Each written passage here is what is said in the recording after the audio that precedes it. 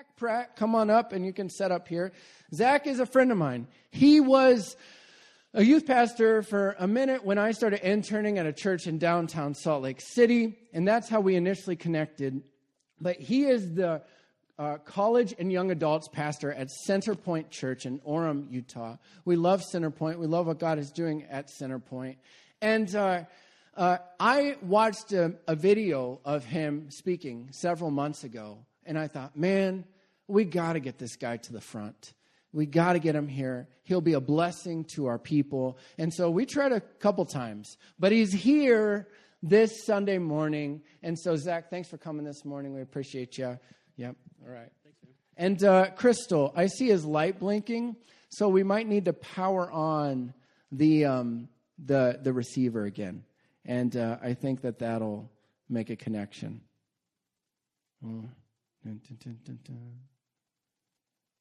Just one. There we go. Oh, sweet. Hi.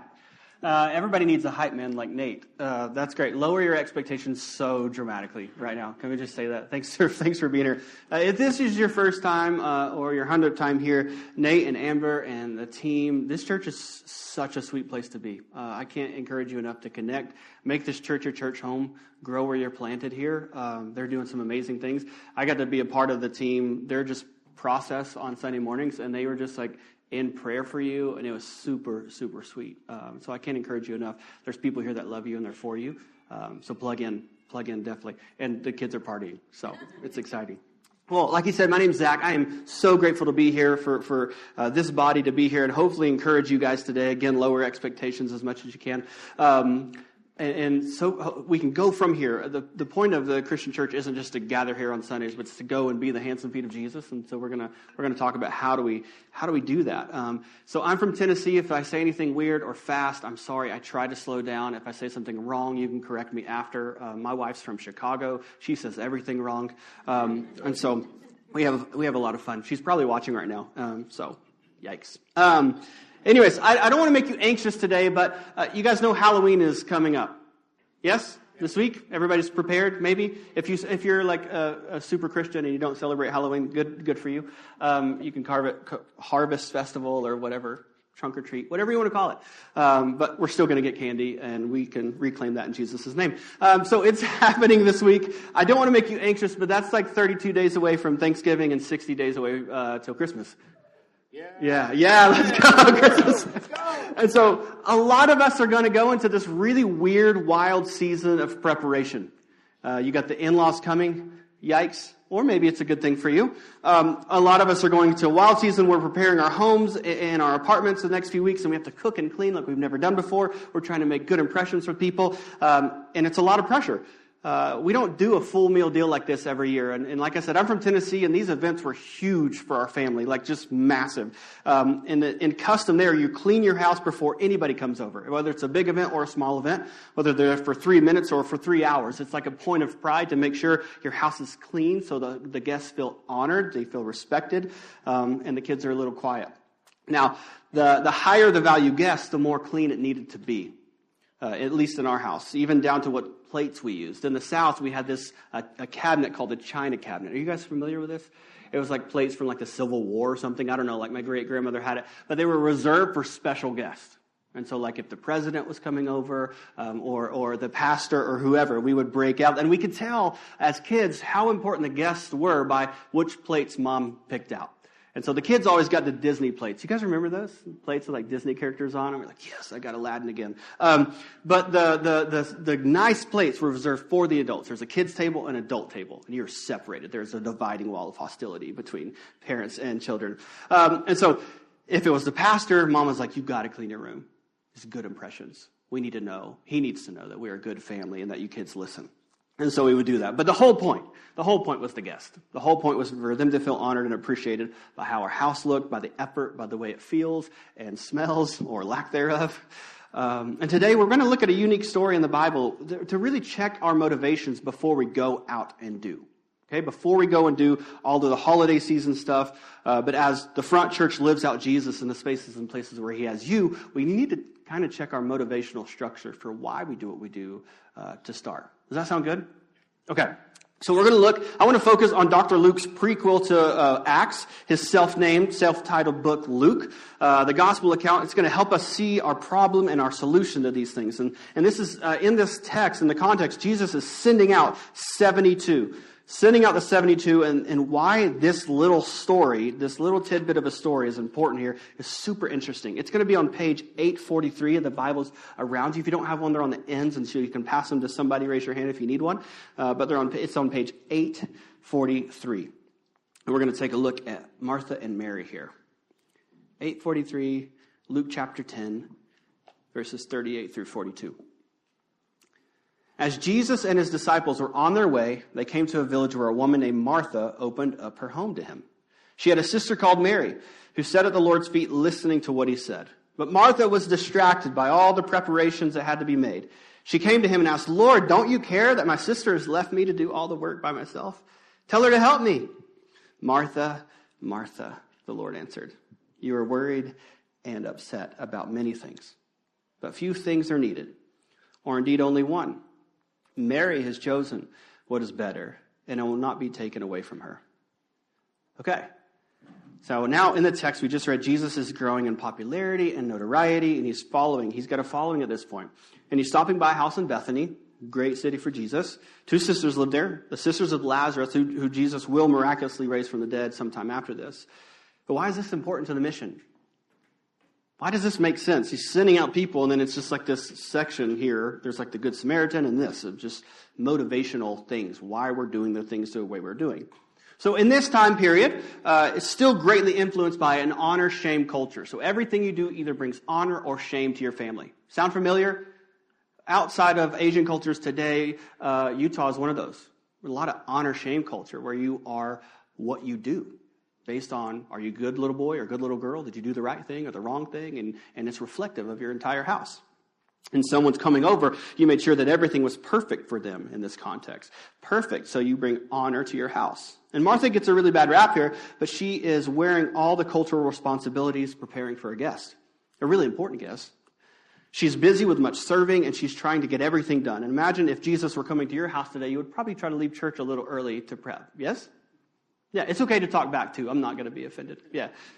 Yes, we totally would. Imagine if Jesus is coming over. And you're like, oh man, we got to pick up the toys. We got to clean the dog. We got to do everything. And maybe even if it isn't your tradition, you would go a little bit above and beyond if Messiah was coming over. And Mary has pieced out on doing the cultural thing here. She's just sitting at the feet of Jesus. So the phrase and posture that she has is only to be held by a disciple at this time, that you would sit at the feet of your rabbi, that you would learn and be close to him. Inappropriate for women to have this posture at this time. So Mary's behaving like a disciple. She's leaning in, hanging on every word Jesus has to say. And Martha, who is busy with much serving, starts to lose her mind. Can you imagine? You're prepping for a guest, and your brother or sister is just sitting on the couch. You're like, dude, come on. She's freaking out. Imagine her blood pressure is being raised up a little bit, a little elevated heart rate at the moment, thinking, what a lazy piece of sister I have that's not going to help me with all those things. It must be nice, Mary. It must be nice to be Mary. Just sit there, not care at the feet of Jesus. We got a chicken to cook, and you're not even caring about this at all. Doesn't she know there's more to do? Are we ready to sit yet? She is. I'm not. She isn't choosing the right course of action here. I'm doing all the work. Jesus, help me. And Martha's losing her mind. She loses her joy in serving in this way. And it's a good feeling to serve someone like this. It totally is. And to have them notice and have them enjoy it. Right? You guys foodies in the room, you like introducing people to new restaurants? It's one of my favorite things ever. To take someone to a new restaurant and just look at their face. It's like, do you enjoy that donut as much as I? That's brilliant. We can be best friends. So she's been stewing and she's been working, and now these thoughts and these few moments, and she's finally had enough. Now, in this context and throughout church history, we're seeing 2 different ways to live out Jesus and the practice of Jesus, called active and passive spirituality. Active and passive. And it's not really modern language you use anymore, but Martha is being active. She's doing all the things. She's serving her little heart out. And a lot of us serve this way. A lot of people at this church love you, and they're serving this way this morning. A lot of us serve this way, especially in this season that we're in, the holiday season. We're prepping and we're picking out kids' costumes and we're going to Thanksgiving, and it seems like everything is just jumbled together. And we're wanting to be more active in pursuing more things, even a few months from now when the new year comes and we're like, I need to do this. I want to do more. I want to, whatever that might be. It's typically all active. And the other form is passive spirituality. And we think passive, when you think of that word, you think of like not caring. You think of passivity. You think of being lazy or inactive or passive aggressive. Or if you're like my wife from Chicago, just aggressive. It's interesting. But the passive faith really should look more like worship. It's like silence and solitude, like sitting before the Lord, just sitting and allowing God to love you. Now, one of the issues we run across in modern Christianity is that we've elevated active spiritual practices over passive, right? Because it looks better. We can do more, and people can see that instead of sitting in my closet alone before the Lord, allowing him to love me before I go parent or before I go husband. And we use phrases like, well, she's very active in her faith. Or he is very active in serving, or they're pretty inactive right now. Active faith trends so well in our culture because our culture cares about upward mobility. Everything we want to do is up and to the right. And so we turn that into spirituality. And so in the next few months, the goals will be set. We're going to be active. We're going to do more. But there's a lot of changing power in the passive. A lot. What I know is that the passive spirituality, when I've done it, has done more for my personal walk with Jesus than the active ever could. And I'm a full-time pastor. That's my calling. That's my job. It's active. I'm a professional Christian. But the passive parts of my spiritual life have only fed and equipped me for the active ones. And we think church, it's mostly about the active spiritual life. When it actually starts, when we go, when we sing, what we do. But it actually starts with a passive posture before God. Mary's doing the right thing. And the more passive practices I do, the more inclined I am to participate in the active. It's where we get the power to do the things. Here's one way that I hate to see at churches is people just serving, and they're doing everything, and they're washing down everything, they're getting coffee, they're doing kids, they're doing worship, they're doing all the things. And you're only headed for one route, and that's burnout. All of us are headed for burnout. In our jobs, in our parenting, in our husbanding, in our wifing, we're all headed that way. So where do you get the power to do the things? Is it about the things, or is it about the power to do those? And so what I want to emphasize today is just without the passive spiritual life, the active is most likely just a show. Because if you're not doing it with Jesus, you're not doing it for Jesus. Let's read that part again in verse 40. Lord, don't you care that my sister has left me to do the work by myself? Tell her to help me. Jesus responds like Jesus responds. Now, anytime Jesus says your name twice, you should just watch out. He's about to tell you something awesome or rebuke you, okay? And so he says, Martha, Martha, you are anxious and troubled about many things. But one thing is necessary. Mary has chosen the good portion, which will not be taken away from her. Jesus is essentially saying, I am not bothered by the things you're bothered by. Actually, she's doing the right thing here. And here's the whole point of getting a place ready for the guest. It's the guest. It's the guest. You're doing all this for the person or people that you're having over. There's no point if you aren't going to enjoy the presence of the guest. You can do all the work, all the preparation, and still miss out on the person that it's all for. Jesus answered Martha back with two rebuttals. He said, you're worried and troubled about many things. In the Greek language, there's a few different translations for these words, and I found it super interesting. One of the translations is you are being pulled apart and dragged away. Martha, you are being pulled apart and dragged away. Jesus is saying, the Messiah is in your house, and you're distracted. You're being pulled in every direction, distracted by what you think is most important, and you're missing me. You're missing the point of all this. And if that doesn't describe the American Christian life right now, I really don't know what does. Especially in this upcoming season, the holidays.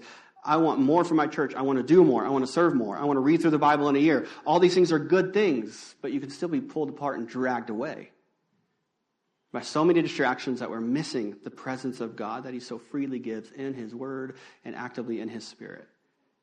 And we mistake what we can do for him for pursuing him.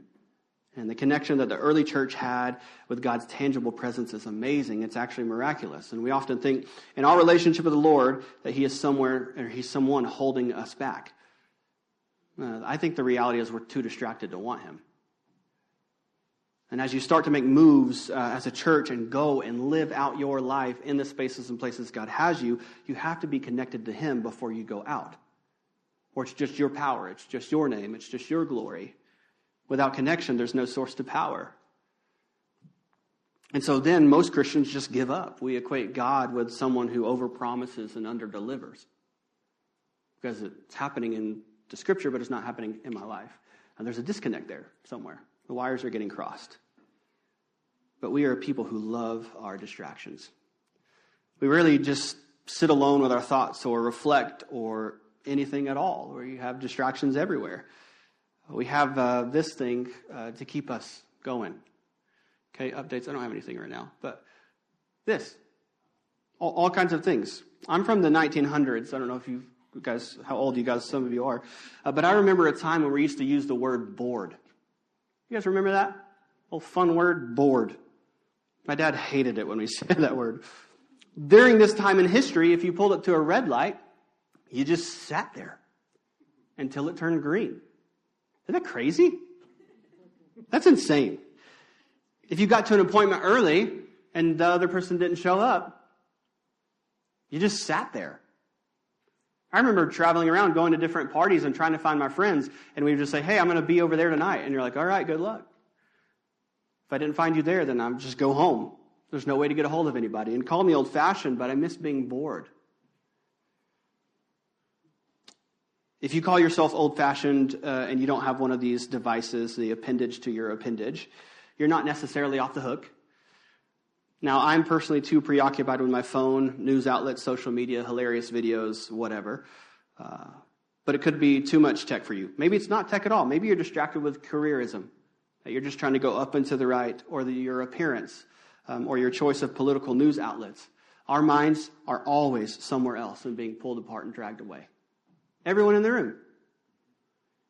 By the next thing, notifications, messages, news updates, whatever. I'm worried that there are legitimate Christians in this room and in Utah in general who are just too distracted to experience the presence of God. Presence that He so freely gives and that He promises. So people who aren't completely giving into sin patterns necessarily, but that are going to miss God's presence because of their distractions. And how can you tell others about the love of God if you're too busy to experience it yourself? It's like, yeah, come to my church. Okay, that's great. Why should I come to your church? The presence of God is there. He's here. But if you're not experiencing that in a real way, before you come to church or whatever else you do, how can you promote something that you're not actually experiencing yourself? There's this awesome quote by Warren Buffett, actually. He says, the most dangerous distractions are the ones you love that don't love you back. The thing you're addicted to does not love you back. If it's overuse of technology or social media, it doesn't love you back. It's robbing you of your time and therefore the time you could be spending with God or the people of God. The University of Maryland did this fun study. They asked 200 students to go on a 24-hour fast from technology. Okay? And here's how this went. There are 3 responses these students had. 1 is just, we were bored. 2, they felt left out of current trending news topics and therefore out of topics to talk about. 3, they felt distance from their friends and family in just 24 hours. They described the time as jittery, very anxious, frantically craving, withdrawn, miserable, and unbearable. The same words people use to struggle with actual drug addictions. They did another study and asked people to sit and be bored, and if they got through it, they would pay them a certain amount of money. And if they wanted out of it, they'd have to shock themselves to get out of it. So sit and make money, be bored, or shock yourself and just leave. 70% of men shocked themselves and left. Okay? 30% of women did it. Guys, I don't know what that says about us. It says something. We're not going to talk about it today. But overall, as a people group, most of us would rather be in pain than be bored. That's wild to me. My wife is so good at not looking at her phone. I have the phone practices of a teenage girl. And so we're like watching TV, the kids are down, and I'm just looking at my phone, answering emails, watching funny. One of my love languages, I think it's like physical touch, quality time, all that stuff, and then reels, I think might be one of my love languages. I send reels to people that I love. And Megan was like, hey, what are you doing? I was like, I'm just looking at funny videos. And she's like, can you just be with me? Dude, my heart broke. My heart broke. Like, the woman I love, mother of my kids, just said, hey, will you just be with me? And my first instinct was, I am with you. Don't you just see me sitting here? She's like, you're not. You're not. She shows me how to be a Mary. It's interesting. Sociologist and writer Felicia Wu Song said it like this: processing autobiographical memory, crafting a coherent sense of self, and imagining how others are feeling are all muted by cell phone use. So the great irony is that the more we demand our brains to attend to being productive, the less our brains are able to grow as persons in key areas of identity, construction, and empathy. We have to be careful how and when we use these distractions that we love that don't love us back. And the presence of Jesus has more for you than that. Here's the catch. Boredom, silence and solitude, and the passive spiritual life is where the things you actually desire actually happen. It's where you get the power to go and be the hands and feet of Jesus. And when we're never alone and we're always distracted, we are shallow, lonely, anxious people who have completely lost our identity of who we actually are and who God made us to be. So our world is pulling us apart and dragging us away from pursuing the presence of God. It's almost impossible to see God move when we're pulled apart and dragged away by every wave of distraction. Ephesians 4 says it like this. It says, so that we may no longer be children tossed to and fro by the waves, carried out by every wind of doctrine or everything, by every human cunning and craftiness and deceitful schemes. Do you guys feel tossed around? I think most of us are glad Jesus saved us, but we're too distracted to give him the time of day. We're pulled apart and dragged away. There's a spirit of Martha in our life and culture, and we wrongly ascribe works with worth. So we are what we do. That's the number one question you meet. What's your name? And what do you do? Yeah, totally. That's how we even recognize people. And we keep ourselves busy so that it will make God happy. And we're working to earn some recognition or worth with him even. But in the words of Pastor Pete Scazzaro, we become human doings, not human beings. If we do the right things, then maybe God will love me. And when we live our lives in a way, our sense of worth and validation shifts from God's unconditional love in us, in Christ, to our performance. Let me ask you something. Is it possible to do the right thing the wrong way? I think so. Yeah, I think so. Let's look at the story right before Mary and Martha. If you're just right in that same thing, I'm just going to summarize it. I'm not even going to read it all. But I'm sure you've heard the story of the Good Samaritan. Some of you know it by heart, and I will say it's aged well over time. It's a good one, fan favorite for Christians. And it's not going to be on the screens. It's one of these that a lawyer stood up and put Jesus to the test and said, what do I need to do to get eternal life? And he summarized what's written in the law. How do you read it? You shall love the Lord your God with all your heart, soul, mind, and strength, and your neighbor as yourself. He said, yeah, you've answered correctly. Go and do this. But he's trying to justify himself, and he's asking more questions of Jesus. Who's my neighbor? And Jesus tells this story of the Good Samaritan. A man was going down from Jerusalem to Jericho. He got robbed. He was stripped and beaten.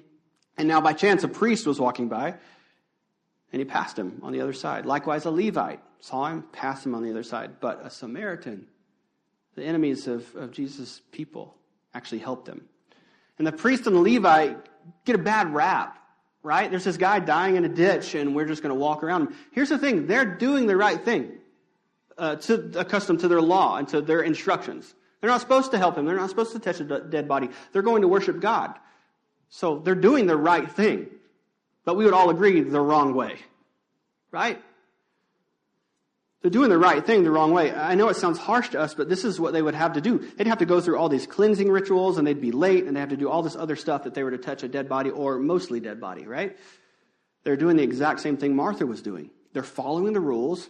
They're preparing themselves for the work of God and still missed God. And it's very possible to do the right thing the wrong way. And I'm guilty of that. We're all super guilty of that. So how do we experience the presence of God? How do we keep our distractions and motivations in checks and do the right things the right way? The first one is that we draw near, not away. We draw near to God, not away from God. So my goal today is to awaken a desire within you to live an undistracted life that is actively pursuing the presence of God in passive ways and active ways in this holiday season, in everything that Nate and the church and people are going to send you to go and do, that you would do it at the right posture. The whole book of Acts, this is Luke's second book, is people who are drawing near to God and making space for him to move. Acts 2 says they were together all in one place and continued all the things together. At the end of chapter 2, it says they were devoted to community, to prayers, to the presence of God. Devoted to it. What are you devoted to? If we had a camera crew follow you around in like a day in the life of whatever, what would the title video be?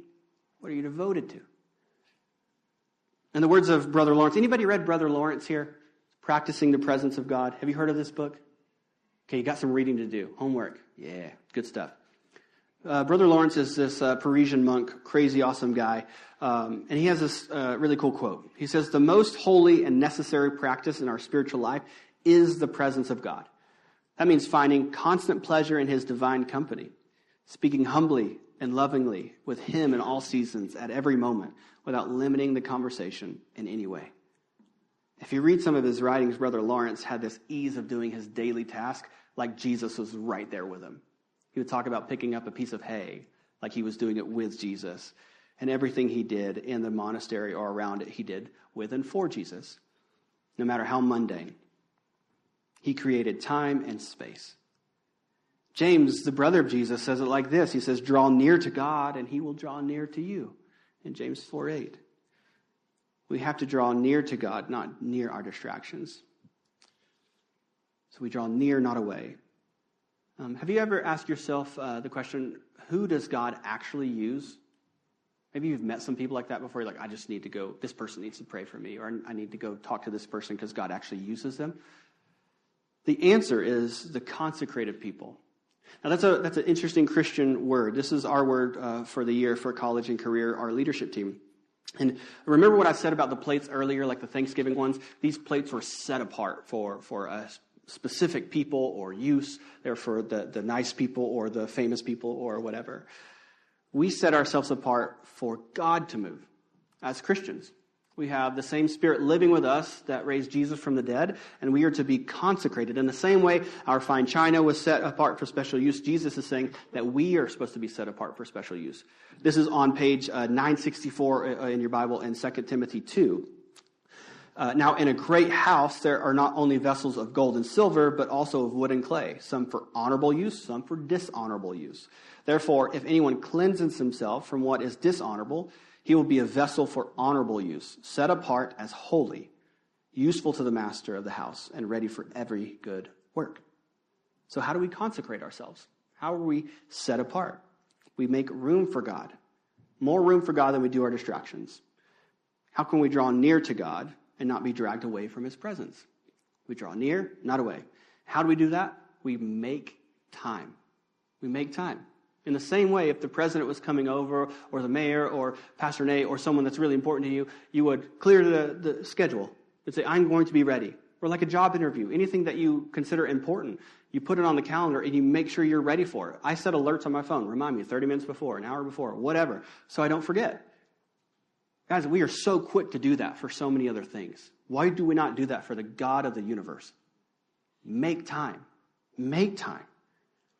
So I read a lot. I really enjoy it. It's one of the rhythms I have for prayer and fasting throughout the week. It's been a huge blessing to remove distractions in my life. And that's for me. Sitting with Jesus sounds easy. Just sit. Be like Mary.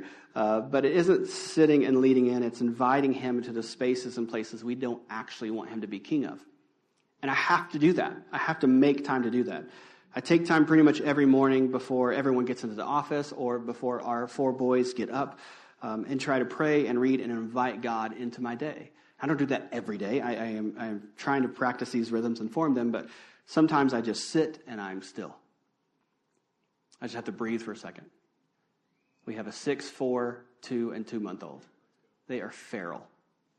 Okay? They are. They're little cavemen, and we love them, and they're my favorite people in the world, but they're feral.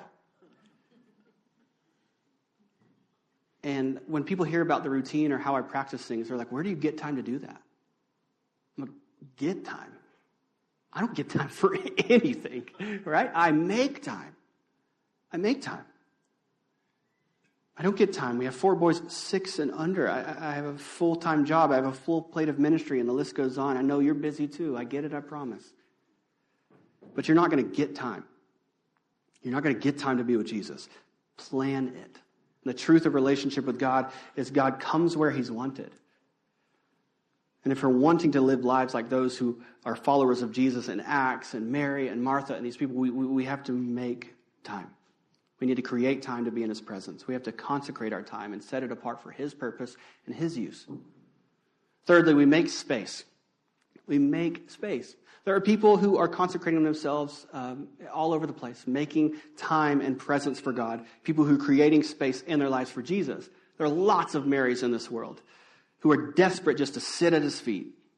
One of the Marys in my life is actually a man. His name's not Mary. His name's Zack. Zack married us. He's a family friend. He's a pastor, a guest speaker in the doctoral program at Asbury University in Wilmore, Kentucky. And he and the Asbury staff have been praying and travailing in prayer for the students of Asbury for quite some time. They have been making space for God for a while to move in the lives of these students. It's a Christian university, but just because it has Christian in the name doesn't mean it's always Christian. He preached a message, a mediocre one at best, as he would describe it, on February 8th of 2023, a day that changed that community in Wilmore forever. So he invited students to come and pray after his message, and at the last slide he said, if you want to love without hypocrisy, you have to be first filled with God's love and be filled with his Spirit. And 19 students came down to the front. They prayed. He texted his wife, just laid a stinker of a message, I'll be home for my nap soon. And he had to cancel his next appointment because the students stayed around till 1:30. It lasted a few hours, and into the night, he texted his wife that he wouldn't be home. And he said, sorry, something's happening here. Can you put the girls to bed? And then 144 hours straight, nonstop around the clock from February 8th to February 24th of 2023, they estimated that 200,000 people came through the small chapel in Wilmore, Kentucky. The things that happen at Asbury right now look like the book of Acts.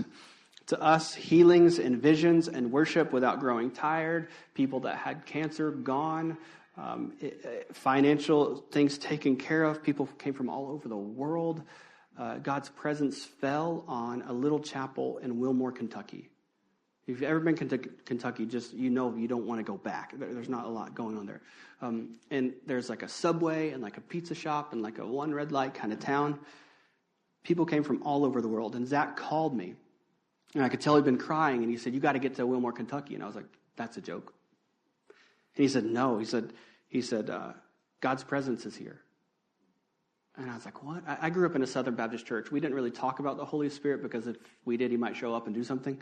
And so I didn't really have a category for what he was talking about. And he was like, no. He's like, God's presence is here. People are actually being healed, and the place is packed. There's a line around the block. These things are happening. I was like, Zack, there's no way I can get to Kentucky, man.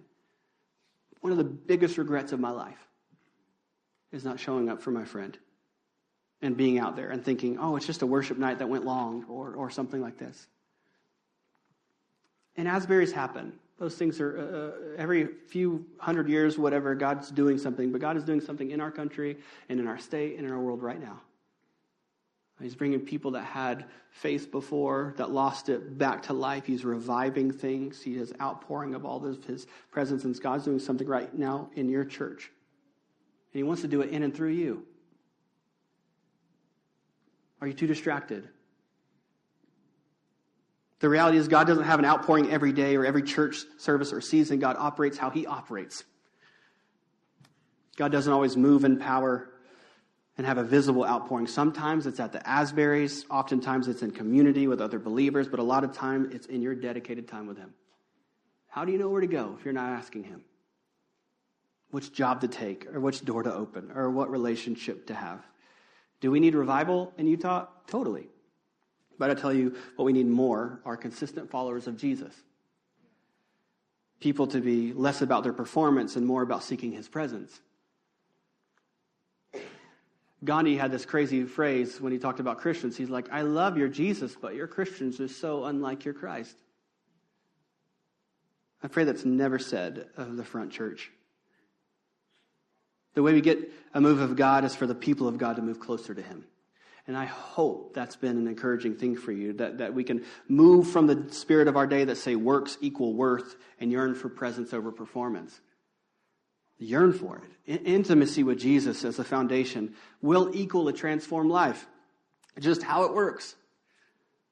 You can't spend time with Jesus and not look like him. But you can work for him and walk away without him. Listen to that again. You can't spend time with Jesus and not look like him. But you can work for him and walk away without him. What you do is not nearly as important as who you do it with or who you do it for. Are you missing Jesus' presence by doing the right thing the wrong way? Or are we going to miss the presence of God by performing? I don't know. And that would break my heart more than anything. It's if one of my boys spent his whole life trying to earn my love, to get my attention by performing for me, and not know that I loved him the whole time. If one of my kids just pulling on my pant leg, trying to do flips on the wall, our middle kiddo, Bo, has been doing headstands on the wall. He's every definition of a middle kid. Trying to get my attention. And I'm too distracted with this thing to watch him do his headstand. What message does that send him? And he's over just trying to catch footballs and do all the things so Dad will pay attention to him. It would break me if I ever found out that he didn't know that I just wanted to be with him. That he didn't have to do anything to get Dad's love, that he didn't have to do anything to get Dad's attention. I just loved him because we made him and God has a plan for his life and I just want to be near him. Do you know God actually loves you? I think everybody knows God loves you, but you know he actually likes you? That he wants to draw near to you as you draw near to him. But guys, it is not magically going to happen. We've got to make time. We've got to make space. We've got to draw near, not away. I'm going to have the band come back up. We're just going to do a couple more songs. And as we do this, as they sing, and they sound so good, would you guys just sit in it for a little bit? Whatever you need to do, whatever space you need to clear for the Lord, just do it. I like to sit with my hands open, just like, man, whatever I'm holding on to tightly, whether it's my kids or job or future, whatever, God, you can have it all. If you just want to sit here, I'm just going to read a prayer over you. I'm going to close in prayer, and we're going to worship together. Sound good? Okay, let's make some space. Pastor Brennan Manning has this awesome quote. He says it like this. You just close your eyes and focus on these words. There is one God in the Christian vision, the God revealed in Jesus, that in this moment, his presence is with you in your seat. He can look you straight in the eye, and he says, I have a word for you. I know your whole life story, every skeleton in your closet. I know every moment of sin, shame, dishonesty, degraded love that has darkened your past. Right now, I know your shallow faith, your feeble prayer life, your inconsistent discipleship. Nothing about you is hidden from my eyes. And my word is this. I dare you to trust that I love you as you are, not as you should be, because you are never going to be as you should be. Spirit of God, we know you are not done, that you're just getting started with the Front Church. We give you our full attention. In this holiday season, God, and in the busyness of life, we want to make space for you to move. We give you our year. Do what you want with it. Help us see you in a new way and lean in, not away from your presence. We want to return to you and what you've done and stop relying on what we can do. God, help us crave your presence and desire a life that's set apart for you. Help us be consecrated, God. We don't want to just give you part of our lives, but all of us, as you gave all of yourself to us. We desire to make time and space and to be your first love again. God, would you help us? Would you help us? God, I pray what happens at the front church will be talked about for generations. That we'll have kids and grandkids and great-grandkids talk about the moves their mom and dad or aunt and uncle made here. That this church would grow, not for the sake of growing the front or a brand or anything like that, but it would grow your love to the spaces and places, to the neighborhood around this awesome facility. That our neighbors would know there's something different. There's something different happening at the front church. There are people called out by God who are consecrated, who are making space and making time. God, would you show us where you need us? Would you show us where you want us in the lives of other people? Thanks for showing up today. God, we love you, and we pray this in your name because there's power in your name. Amen.